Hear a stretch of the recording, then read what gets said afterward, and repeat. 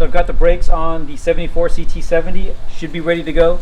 I know you guys are often making fun of me for not wearing enough gear when I'm doing these test rides, even though I'm only doing about 15 miles an hour around the neighborhood. But I thought this time, to be extra safe, I'll put all the gear on.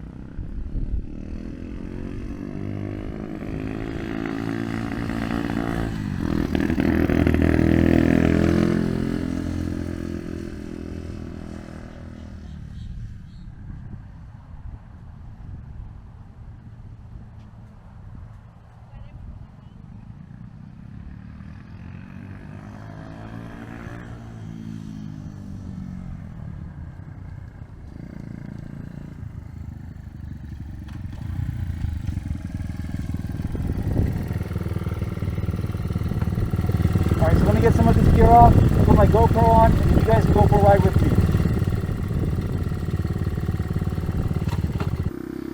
So it's taking me a moment to get used to the shift pattern because this is 3 down, which is kind of like GP style on race bikes. All my other bikes usually 1 down and then the rest of the gear is up. So fortunately this engine's small enough that some of these misshifts just make for a goofy looking transition. Probably not something that's going to blow up the engine. The carburetor, I think, is running really rich. It feels at the top end like kind of bubbly, not in a lean way, but that it's just too much fuel. And my guess is once we take the engine apart and pull the spark plug, that it's probably going to be pretty black. But anyway, everything runs again pretty well. The top end on this bike, I'm only getting about 30 miles an hour when I'm all out, but I think that just has to do with the carb tuning. And honestly, I'm not going to spend any time tuning this cheap carb because as soon as we get back to the house and I let this cool down, I'm going to install the 88cc big bore kit that T-Bolt USA sent me. So that also came with a whole carburetor system, and they also shipped me all of the pilot jets and main jets that you could imagine. So I'm sure it'll take me a little bit of time to perfectly tune it, but again, I'd rather be spending my time tuning the carburetor that's going to stay on the bike than trying to mess with this little one.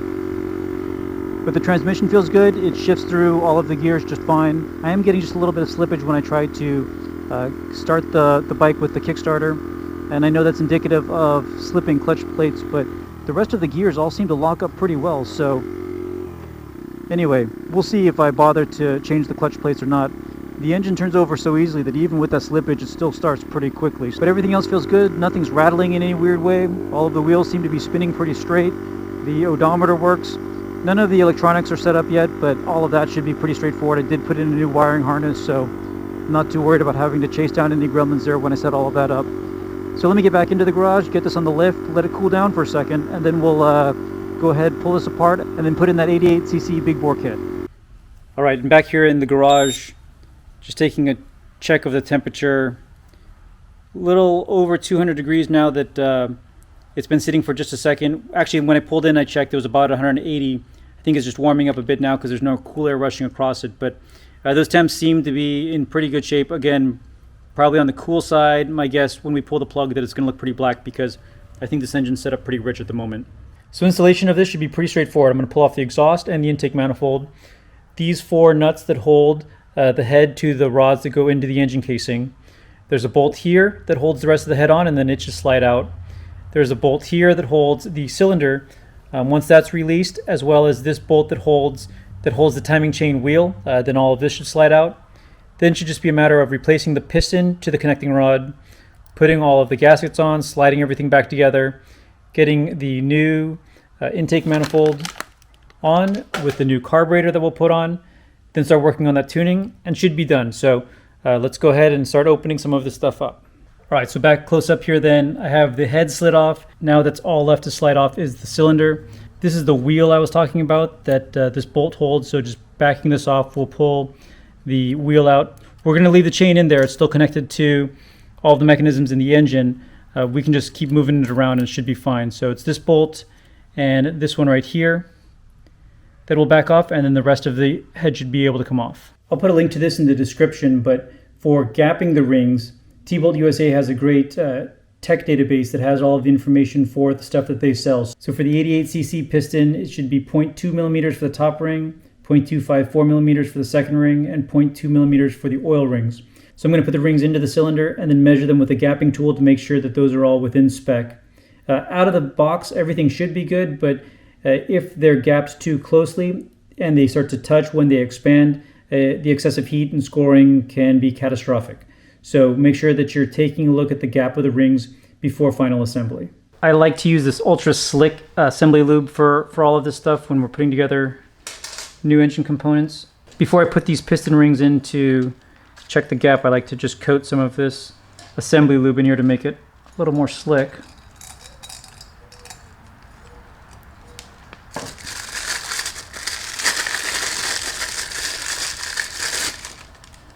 So I get it started, and then I use the piston itself to push it down so that it's very evenly in there. And then what we're checking for in the measurement is this gap right here, making sure that it's wide enough so that it has room to expand when it gets hot. And so for the top ring, the gap was supposed to be 0.008 of an inch. And using that tool, I'm able to just barely get that in there. So that seems to have the correct amount of clearance. So setting the top ring aside and going to the middle ring.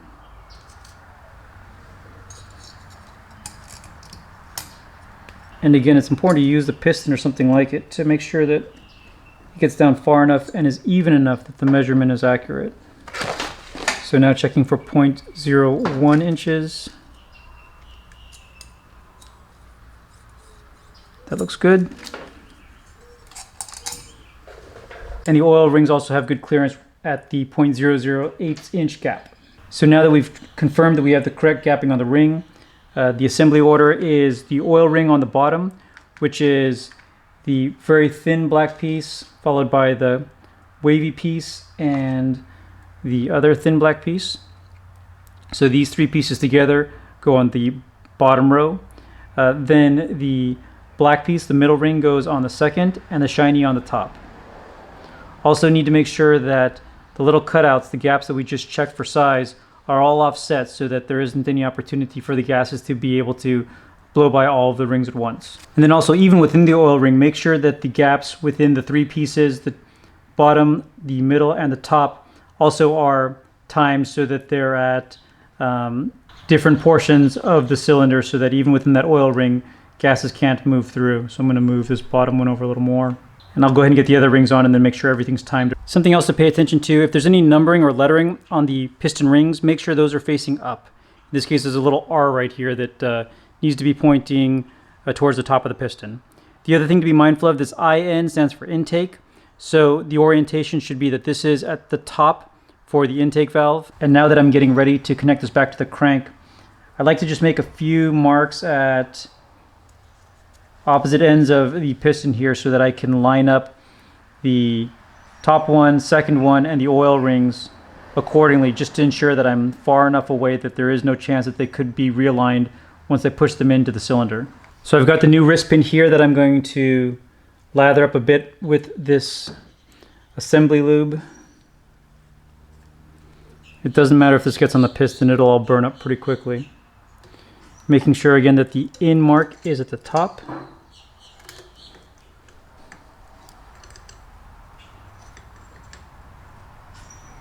Then feed the wrist pin through to connect it to the connecting rod. And then the kit also came with these pins that line up inside of a groove on each side, and that retains the wrist pin from being able to come out on either side of the piston.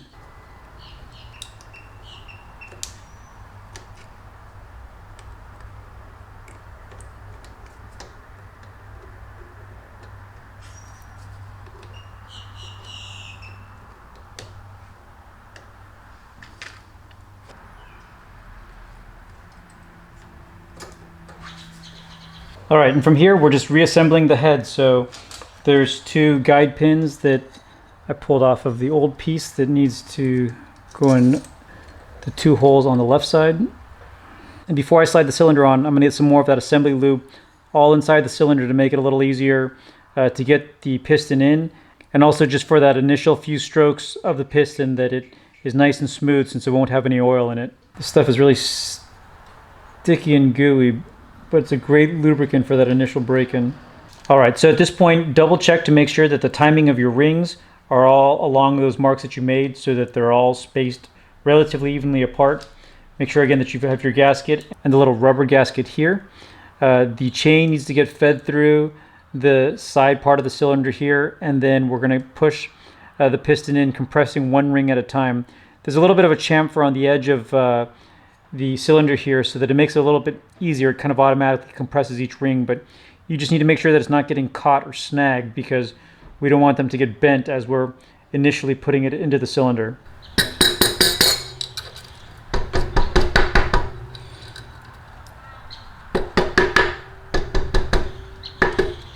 I'm just hand tightening a lot of these other bolts. We'll make sure that they're completely tightened once we do final assembly.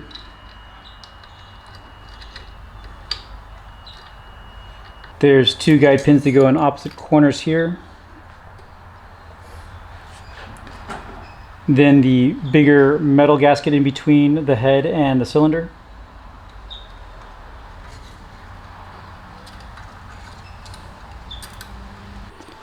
And there's 2 rubber gaskets, one that goes over this bottom right post and one that goes down here.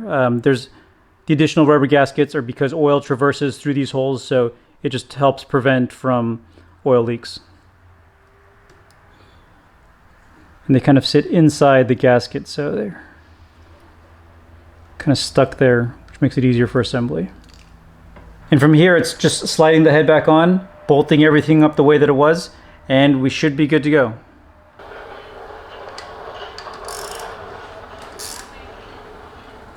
And then last mechanical thing that I need to do is get the timing chain back on.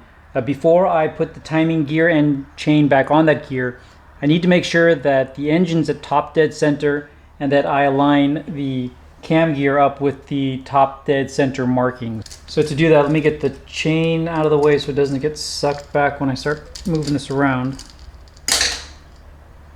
Moving the T so that it matches up with the mark there at the top. With the flywheel in the correct position, then you use the cam gear, has a little circle on it. That circle lines up with this little caret. So it's now just a matter of moving the cam here so that the threads line up to these 3 holes so that when you bolt the cam gear back onto the cam, this circle lines up with this caret while it's still on the T, and everything's at top dead center and you're good to go. This process sometimes takes a long time, sometimes I've gotten really lucky. The first thing that I try to do though is figure out what position I need the cam itself in to be in that top dead center place. So to get purchase on it, I'm going to put a couple of these screws back in here and rotate it to about where I need it to be. Actually, I need to adjust the valves on this anyway, so I'm going to go ahead and back off the valve so that it's a lot easier to move this because I'm going to be making adjustments to that. Okay, so now it's loosened up, and this circle is lined up with this dot, which I think does line up the holes with the cam gear correctly. We'll figure that out here in just a second.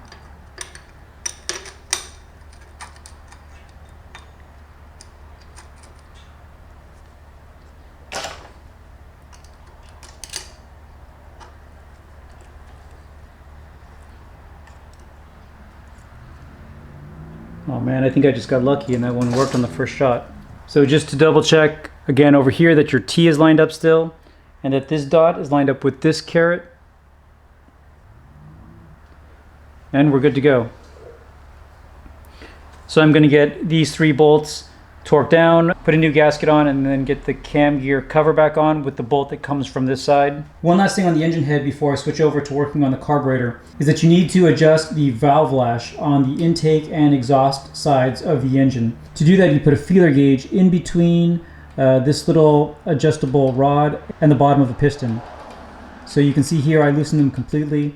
On the top, I believe spec is supposed to be 0.003 inches, and on the exhaust 0.005 inches.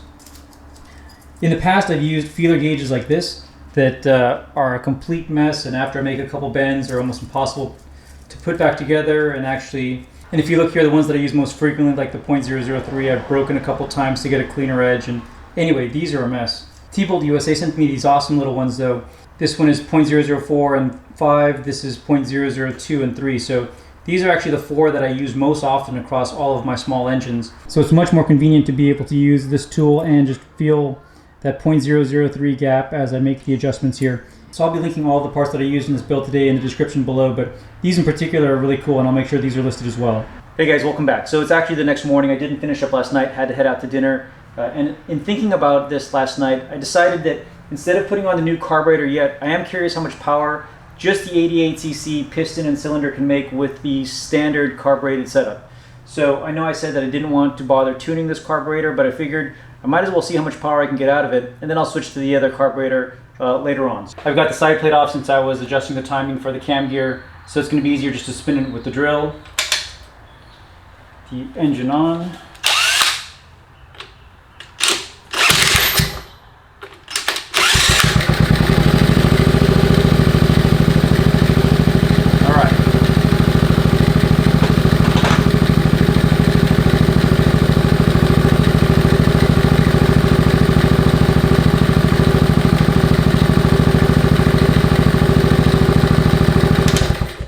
So I'm going to idle it a little bit more to let that cylinder and piston break in. Then I'll do some light riding, and then I'll start to do some tuning on the carb to see how much power I can actually get out of this before, again, I put on the other carburetor system that came with this setup. So anyway, thank you very much T-Bolt USA for sending me all of the parts that I used in the installation today. Again, I'll put links to all of those products in the description below. Thanks to all of you for watching. Stay tuned for more videos and keep on building.